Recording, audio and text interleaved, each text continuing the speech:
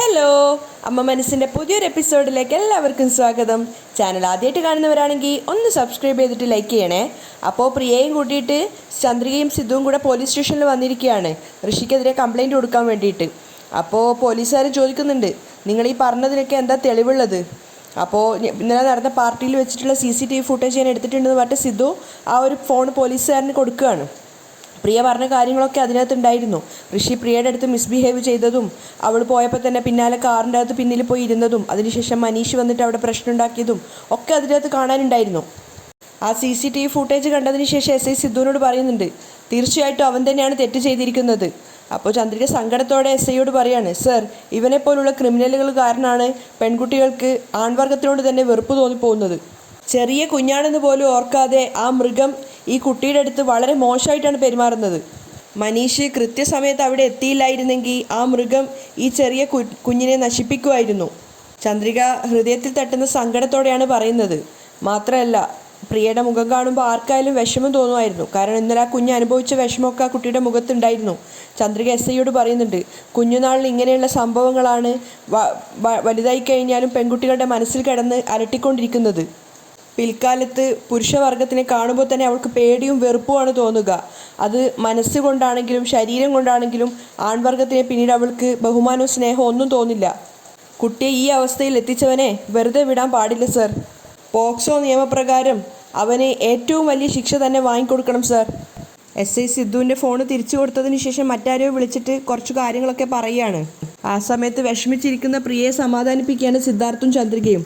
അതിനുശേഷം SIയോട് സിദ്ധു പറയുന്നുണ്ട്, ഞാൻ ആ പയ്യൻ എന്താണ് ചെയ്തതെന്നുള്ളത് തെളിവ് സഹിതമാണ് സാറിന് കാണിച്ചു തന്നിട്ടുള്ളത്. അവൻ്റെ മേൽ ആദ്യം FIR രജിസ്റ്റർ ചെയ്യൂ സർ, എന്നിട്ട് അവനെ റിമാൻഡ് ചെയ്യേ. അവൻ വലിയെടുത്ത ആളാണെന്ന് പറഞ്ഞിട്ട് അവനെ ഈ തെറ്റിൽ നിന്നും രക്ഷപ്പെടാൻ അനുവദിക്കരുത് സർ. അത് കേട്ടതും SIയും പറയുന്നുണ്ട്, ഇല്ല സർ, അവൻ്റെ മേൽ ആക്ഷൻ എടുക്കാതിരിക്കില്ല. അതിനു മുന്നേ പ്രിയയുടെ അടുത്ത് ഒരു പരാതി കൊടുക്കാൻ പറയണം. തീർച്ചയായിട്ടും സർ, സിദ്ധുവും സമ്മതിക്കുകയാണ്. അപ്പോൾ SI പറയുന്നുണ്ട്, അവൻ്റെ മേൽ ആക്ഷൻ എടുക്കാൻ ഞങ്ങൾക്കത് ഹെൽപ്ഫുള്ളായിരിക്കും. പ്രിയ പരാതി കൊടുക്കും, സിദ്ധു പറയാണ്. അപ്പോൾ ഒരു വനിതാ കോൺസ്റ്റബിളിനെ വിളിച്ചിട്ട് SI പറയുന്നുണ്ട് പ്രിയയുടെ പരാതി വാങ്ങിക്കാൻ വേണ്ടിയിട്ട്. അങ്ങനെ സിദ്ധുവും ചന്ദ്രികയും കൂടിയിട്ട് പ്രിയയും കൂട്ടിക്കൊണ്ട് ആ വനിതാ കോൺസ്റ്റബിളിൻ്റെ അടുത്തേക്ക് പോവുകയാണ്. അവിടെ വെച്ച് വീണ്ടും പ്രിയയ്ക്ക് സംഭവിച്ച കാര്യങ്ങളൊക്കെ കോൺസ്റ്റബിളിനോട് പറഞ്ഞു കൊടുക്കുകയാണ്. അതിൽ നിന്നും വേണ്ടുന്ന പോയിന്റ്സ് മാത്രം എടുത്തിട്ട് കോൺസ്റ്റബിൾ പരാതിയായിട്ട് എഴുതിയിട്ടുണ്ടായിരുന്നു. ഋഷി തനിക്കെതിരെ മോശമായിട്ട് പെരുമാറുന്ന സമയത്ത് തന്നെ മേഘയോട് ചെന്ന് പറഞ്ഞതും, പക്ഷെ അമ്മ വരാൻ കൂട്ടാക്കാഞ്ഞതും, അങ്ങനെ സംഭവിച്ച കാര്യങ്ങളൊക്കെ പ്രിയ കോൺസ്റ്റബിളിനോട് പറഞ്ഞു കൊടുക്കുകയാണ്. ആ സമയത്ത് മറ്റൊരു കോൺസ്റ്റബിളിനെ വിളിച്ചിട്ട് SI മനീഷിനെ പുറത്തേക്ക് കൊണ്ടുവരാൻ പറയുകയാണ്. മനീഷിൻ്റെ ലോക്കപ്പിൻ്റെ വാതിൽ തുറന്നതും മനീഷ് വിചാരിക്കുന്നത് അവനെ തല്ലാൻ വേണ്ടിയിട്ടാണ് കോൺസ്റ്റബിൾ വന്നതെന്നാണ്. അപ്പോൾ മനീഷ് കൈയെടുത്തിട്ട് തടഞ്ഞുകൊണ്ട് പറയുന്നുണ്ട്, സർ, വേണ്ട സർ, നിന്നെ കൂട്ടിക്കൊണ്ടുവരാൻ SI പറഞ്ഞു എന്ന് പറഞ്ഞിട്ട് മനീഷിനെയും കൂട്ടിയിട്ട് അയാൾ പുറത്തേക്ക് ഇറങ്ങുകയാണ്. മനീഷിന് ഒരുപാട് തല്ലുകൊണ്ടത് കാരണം തന്നെ അവന് നടക്കാനൊന്നും പറ്റുന്നുണ്ടായിരുന്നില്ല. മുടന്തിയാണ് നടക്കുന്നത്. ആ സമയം പരാതി എഴുതി കൊടുത്തതിന് ശേഷം പ്രിയയും സിദ്ധുവും അവിടെ നിന്ന് എഴുന്നേൽക്കുന്നുണ്ട്. അപ്പോൾ പുറത്തേക്ക് വന്ന സമയത്താണ് മനീഷ് കാണുന്നത് പ്രിയയെ. അപ്പോൾ അവർ സ്നേഹത്തോടെ വിളിക്കുകയാണ്, പ്രിയ മോളെ. പ്രിയയും അച്ഛനെ കണ്ടപ്പോൾ തന്നെ വേഗം മനീഷിൻ്റെ അടുത്തേക്ക് ഓടി പോകുന്നുണ്ട്, അച്ഛാന്ന് വിളിച്ചുകൊണ്ട്. അങ്ങനെ അവർ അച്ഛനും മകളും പരസ്പരം കെട്ടിപ്പിടിക്കുകയാണ്. ആ സമയത്ത് മനീഷിനാണെങ്കിൽ ഒരുപാട് തല്ലുകൊണ്ടിട്ട് അവൻ്റെ ഷർട്ടൊക്കെ കീറി പറഞ്ഞിട്ടാണുള്ളത്. സിദ്ധു ശ്രദ്ധിച്ചത് അതാണ്, മുഖത്തുണ്ടായ പാടുകളും തല്ലുകൊണ്ടതിൻ്റെ ആ ഒരു ചതവുകളൊക്കെ. അപ്പോൾ സിദ്ധു വേഗം വന്നിട്ട് SIയോട് ചോദിക്കുന്നുണ്ട്, സർ, എന്താ സർ ഇത്?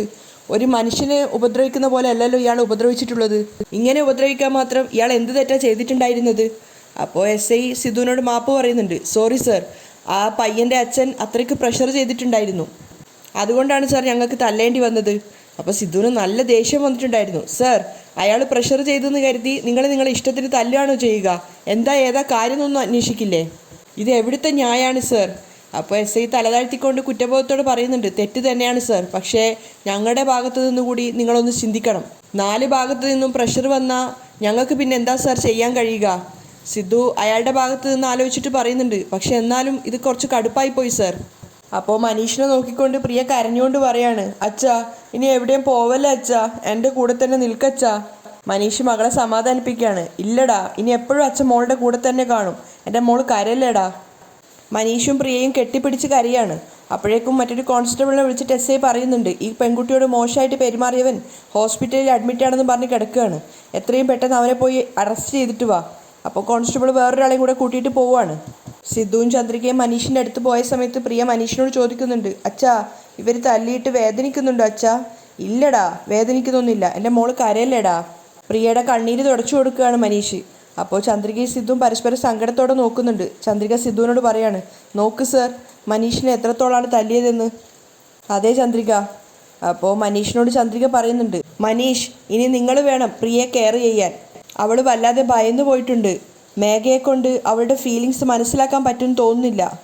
നിങ്ങൾ അവളുടെ കൂടെ ഉണ്ടെങ്കിൽ മാത്രമേ പ്രിയയ്ക്ക് അതൊരു സമാധാനമാവുള്ളൂ. ഈ ഒരു പ്രശ്നത്തിൽ നിന്നും അവൾ പൂർണ്ണമായിട്ടും പുറത്തേക്ക് വരണമെങ്കിൽ നിങ്ങളെക്കൊണ്ട് മാത്രമേ അതിന് സാധിക്കുള്ളൂ. പ്രിയ കരഞ്ഞുകൊണ്ടേ ഇരിക്കുകയാണ്. അപ്പോൾ മനീഷ് ചന്ദ്രികയോട് പറയുന്നുണ്ട്, ഇല്ല ചന്ദ്രിക, ഇനി പ്രിയയുടെ കാര്യങ്ങൾ ഞാൻ തന്നെ നോക്കും.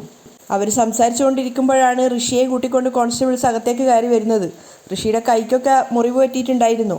അപ്പോൾ ഋഷിയെ കണ്ടപ്പോൾ തന്നെ പ്രിയ പേടിയോടെ കരഞ്ഞുകൊണ്ട് മനീഷിനോട് പറയുന്നുണ്ട്, അച്ഛ അവനെ തല്ലച്ച, അവനെ തല്ലച്ച. കേട്ട പാതി കേൾക്കാത്ത പാതി മനീഷ് വേഗം ഋഷിയുടെ അടുത്തേക്ക് പോവാണ്. എന്നിട്ട് അവൻ്റെ ചെകിട്ടത്ത് നോക്കിയിട്ട് ഒരുപാട് അടി ഇങ്ങനെ അടിക്കുന്നുണ്ട്. എന്നിട്ട് പറയുന്നുണ്ട്, ഇന്നലെ തന്നെ നിന്നെ കൊന്നിട്ട് ഞാൻ ജയിലിൽ പോവായിരുന്നു. പക്ഷെ ഞാൻ ജയിലിലേക്ക് പോയാൽ എൻ്റെ മോക്ക് പിന്നെ ആരും ഉണ്ടാവില്ല എന്ന് കരുതി മാത്രം ഞാൻ പോവാത്തത്.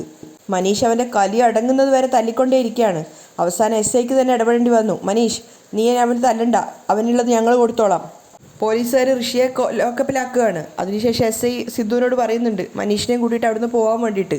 അപ്പോൾ സിദ്ധു SIയോട് പറയുന്നുണ്ട്, സർ, നിങ്ങൾ അവനെ വെറുതെ വിടരുത് സർ, അവനെന്തെങ്കിലും ശിക്ഷ വാങ്ങിക്കൊടുക്കണം. SIയും അത് സമ്മതിക്കുകയാണ്. ചന്ദ്രികയെ SIയോട് പറയുന്നുണ്ട്, സർ, നിങ്ങൾ അവന് വാങ്ങിക്കൊടുക്കുന്ന ശിക്ഷ കണ്ടിട്ട് മറ്റുള്ളവരെല്ലാം ഭയക്കണം സർ. പെൺകുട്ടികളെടുത്ത് ഇതുപോലെ മോശമായിട്ട് പെരുമാറരുതെന്ന്. അതൊക്കെ ഋഷി കേൾക്കുന്നുണ്ടായിരുന്നു. അവന് നല്ല കലിയേറുകയാണ്.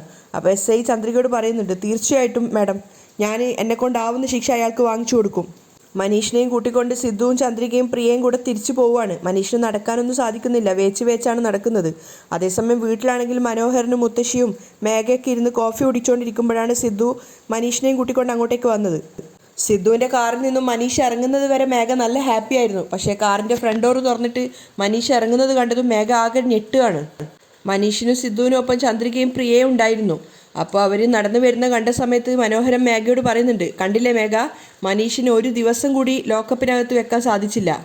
അപ്പോഴേക്കും പോയിട്ട് സിദ്ധാർത്ഥ് അവനെ ഇറക്കിയിട്ട് കൊണ്ടുവന്ന് നോക്ക്. അപ്പോൾ മേഘ ആകെ കൺഫ്യൂഷനായിട്ട് നിൽക്കുകയാണ്. മേഘ തനിയെ പറയുന്നുണ്ട്, ഋഷിയുടെ അച്ഛൻ വലിയ സ്വാധീനമുള്ള ആളാണ്. അദ്ദേഹം കംപ്ലൈൻറ്റ് കൊടുത്തിട്ടും മനീഷിനെ എങ്ങനെ പുറത്തേക്ക് വരാൻ സാധിച്ചത്? എന്തോ ഇടയിൽ സംഭവിച്ചിട്ടുണ്ടല്ലോ. മേഘയ്ക്ക് കൺഫ്യൂഷൻ ആവുകയാണ്. അപ്പോഴേക്കും സിദ്ധു മനീഷിനെയും കൂട്ടിയിട്ട് അവിടെ എത്തിയിട്ടുണ്ടായിരുന്നു.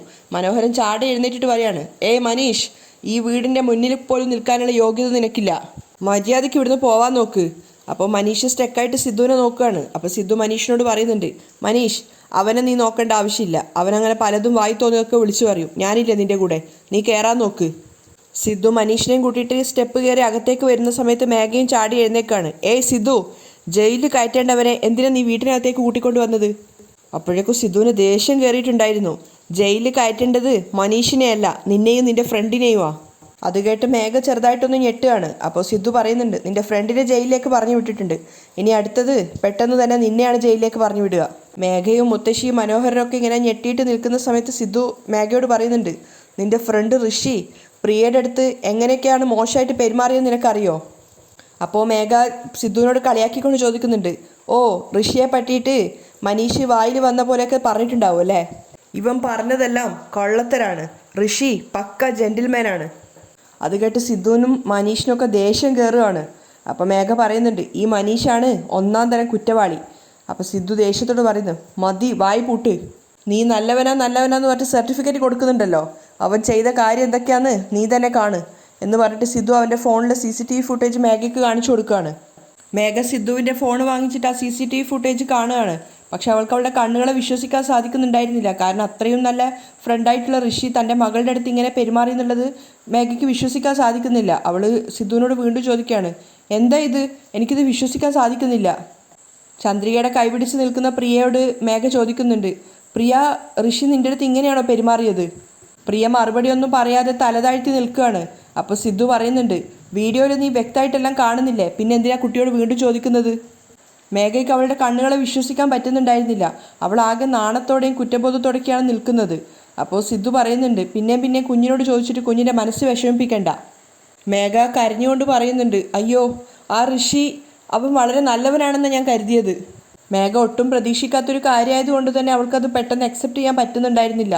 അവൾ കരഞ്ഞുകൊണ്ട് എല്ലാവരോടായിട്ട് പറയുന്നുണ്ട്, അവൻ നല്ലൊരു വ്യക്തിയാണെന്ന് ഞാൻ കരുതിയത്. പക്ഷേ എൻ്റെ മോളുടെ അടുത്ത് അവൻ ഇത്രയും മോശമായിട്ടാണ് പെരുമാറിയതെന്ന് എനിക്ക് വിശ്വസിക്കാൻ സാധിക്കുന്നില്ല. അപ്പോഴേക്കും മുത്തശ്ശൻ അകത്തു നിന്ന് വരുന്നുണ്ട്.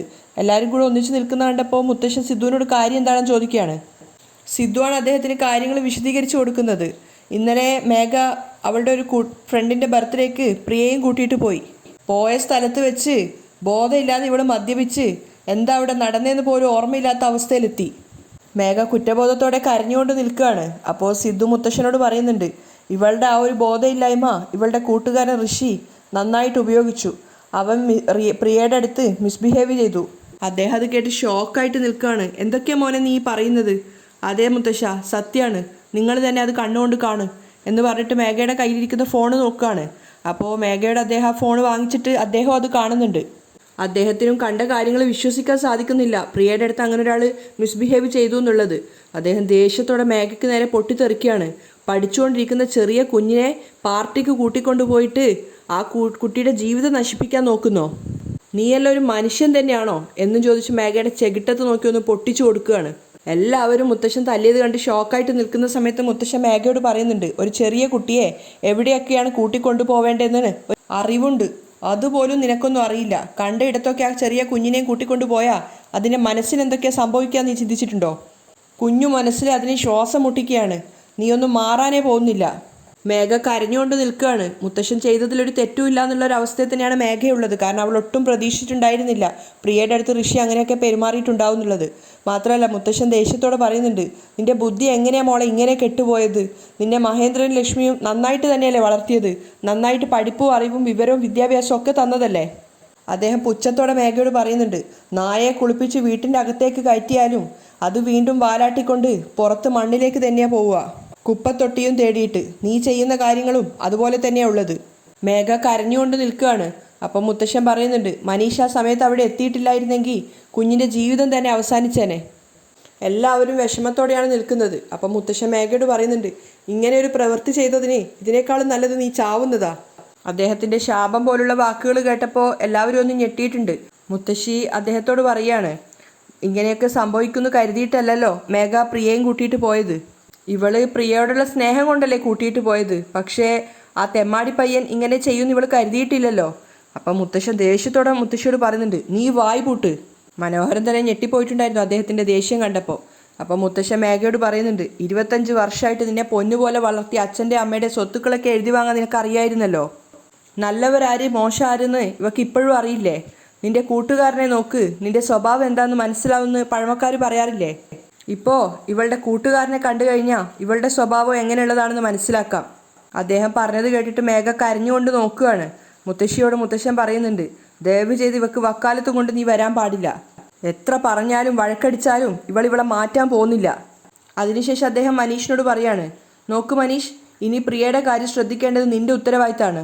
ശരി മുത്തശ്ശ, ഈ ബുദ്ധിയില്ലാത്ത ഇവളെ വിശ്വസിച്ച് ഇനി നിന്റെ മകളെ നീ ഇവളുടെ അടുത്തേക്ക് ഏൽപ്പിച്ചു പോവരുത്. അദ്ദേഹം പറഞ്ഞത് കേട്ട് മേഘ പൊട്ടിക്കരയാണ്. അപ്പോൾ മുത്തശ്ശൻ മനീഷിനോട് പറയുന്നുണ്ട്, എനിക്ക് നിന്നോട് അത്രയേ പറയാനുള്ളൂ. ശരി മുത്തശ്ശ, മനീഷു സമ്മതിക്കുകയാണ്. അപ്പോൾ മേഘ കരഞ്ഞുകൊണ്ട് വന്ന് പ്രിയയുടെ അടുത്ത് മുട്ടുകുത്തി ഇരുന്നിട്ട് പ്രിയയോട് പറയുന്നുണ്ട്, പ്രിയ സോറിടാ. അത് കണ്ട് മനീഷിന് ചെറുതായിട്ടൊരു സന്തോഷം തോന്നുകയാണ് മേഘയിൽ ആ ഒരു മാറ്റം കാണുമ്പോൾ. അപ്പോൾ മേഘ കുഞ്ഞിനോട് പറയുന്നുണ്ട്, ഇന്നലെ പാർട്ടിയിൽ വെച്ചിട്ട് അമ്മ മദ്യപിച്ചത് തെറ്റാണ്, അതുകൊണ്ടാണ് ഇങ്ങനെയൊക്കെ സംഭവിച്ചത്. ഇനി അമ്മ ഒരു പാർട്ടിക്കും പോവില്ല, എന്നെ വിശ്വസിക്കടാ മോളെ. ഇനി അമ്മയുടെ മോളെ നന്നായിട്ട് നോക്കും, വാ എൻ്റെ കൂടെ വാ എന്ന് പറഞ്ഞിട്ട് പ്രിയയുടെ കൈപിടിച്ച് അകത്തേക്ക് നടക്കുകയാണ്. ആ സമയത്താണ് ചന്ദ്രിക പിന്നീന്ന് വിളിക്കുന്നത്, മേഘ, ഞാൻ എന്താ പറഞ്ഞത് ഇവളെന്താ പറയുന്നത് എന്ന് വിചാരിക്കണ്ട. എനിക്ക് തോന്നിയൊരു കാര്യമാണ് ഞാൻ പറയാൻ പോകുന്നത്. ഈ പ്രായത്തിൽ നടക്കുന്ന ഓരോരോ ഓർമ്മകളും കുട്ടികളുടെ മനസ്സിൽ ആഴത്തിൽ പതിയും. ആ ഒരു ചിന്ത കുട്ടിയുടെ മനസ്സിനെ വല്ലാതെ ഭയപ്പെടുത്തും. മനസ്സിനെ വേദനിപ്പിക്കുന്ന തരത്തിൽ ഇങ്ങനെയൊക്കെ സംഭവിച്ച കുട്ടികൾക്ക് നാളെ വലുതായി കഴിഞ്ഞാലും ഇതുപോലുള്ള പ്രശ്നങ്ങൾ വന്നു കഴിഞ്ഞാൽ അതിൽ നിന്നും ഫേസ് ചെയ്യാനോ പുറത്തേക്ക് വരാനോ സാധിക്കില്ല. ആണുങ്ങളെ കാണുമ്പോൾ തന്നെ ഒരു കാരണമില്ലാതെ അവർ ഭയപ്പെടാൻ തുടങ്ങും. ഈ സമൂഹത്തിലുള്ള ആളുകളുമായിട്ട് ഇടപഴകാൻ അവർ വല്ലാതെ പേടിക്കും. ചന്ദ്രിക പറയുന്നതൊക്കെ മറുത്തൊന്നും പറയാതെ മേഘ കേട്ട് നിൽക്കുകയാണ്. അതുപോലെ തന്നെ മറ്റുള്ളവരും. അപ്പോൾ ചന്ദ്രിക മേഘയോട് പറയുന്നുണ്ട്, കുട്ടികളെ പുറത്തു കൊണ്ടുപോകുന്നതിൽ തെറ്റില്ല, പക്ഷേ എവിടെ കൊണ്ടുപോകുന്നു എന്നതാണ് ശ്രദ്ധിക്കേണ്ടത്. വേണ്ടാത്ത ഇടത്തൊക്കെ കൂട്ടിയിട്ട് പോയാൽ കുട്ടികളുടെ മനസ്സിൽ വേണ്ടാത്ത ചിന്തകളും വളരാൻ തുടങ്ങും. താൻ ചെയ്തത് തെറ്റാണെന്ന് മൗനത്തിലൂടെ മേഘയും അംഗീകരിക്കുകയാണ്.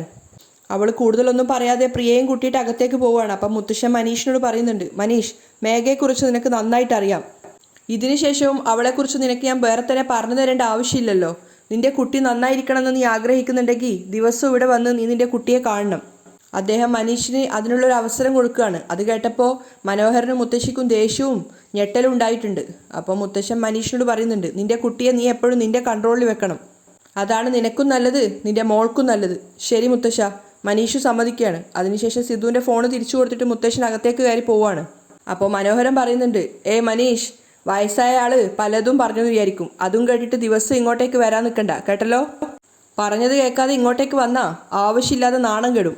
എന്നിട്ട് മുത്തശ്ശിയെ വിളിച്ചുകൊണ്ട് മനോഹരൻ അകത്തേക്ക് പോവാണ്. അപ്പോൾ സിദ്ധാർത്ഥ് മനീഷിനോട് പറയുന്നുണ്ട്, അയാൾ പറയുന്നത് നീ കാര്യാക്കണ്ട, അവനൊരു ഭ്രാന്തനാണ്. മുത്തശ്ശൻ പറഞ്ഞ പോലെ ദിവസവും വന്നിട്ട് പ്രിയയെ നോക്കണം. ഞങ്ങളെല്ലാവരും നിനക്ക് എപ്പോഴും സപ്പോർട്ടായിരിക്കും. ഒരുപാട് നന്ദിയുണ്ട് സർ. നിങ്ങൾ ലോക്കപ്പിൽ വന്ന് എന്നെ ഇറക്കിയിട്ടില്ലെങ്കിൽ ഞാൻ എപ്പോഴും ജയിലിൽ തന്നെ ആയിരിക്കും. ശരിയായ സമയത്താണ് നിങ്ങൾ വന്നത് സർ. അവർക്ക് നേരെ കൈകൂപ്പുവാണ്. അപ്പോൾ സിദ്ധു പറയുന്നുണ്ട്, എന്താ മനീഷ്, നിനക്കെന്തെങ്കിലും പ്രശ്നം ഉണ്ടെന്ന് കേട്ടാൽ ഞങ്ങൾ വെറുതെ ഇരിക്കും തോന്നുന്നുണ്ടോ? ശരി, ഇന്ന് നീ പോയി റെസ്റ്റ് എടുക്ക്, നാളെ കമ്പനിയിൽ വെച്ച് കാണാം. ഞാൻ കൊണ്ടാക്കി തരണോ? വേണ്ട എന്ന് പറഞ്ഞിട്ട് രണ്ടുപേരോട് യാത്ര ചോദിച്ചിട്ട് മനീഷ് അവിടുന്ന് പോവുകയാണ്. അപ്പം മുടന്തി അവിടുന്ന് പോകുന്ന നോക്കിയിട്ട് ചന്ദ്രികയും സിദ്ധാർത്ഥും സങ്കടത്തോടെ നിൽക്കുകയാണ്. അവിടെയാണ് ഇന്നത്തെ എപ്പിസോഡ് വൈൻഡപ്പ് ചെയ്യുന്നത്.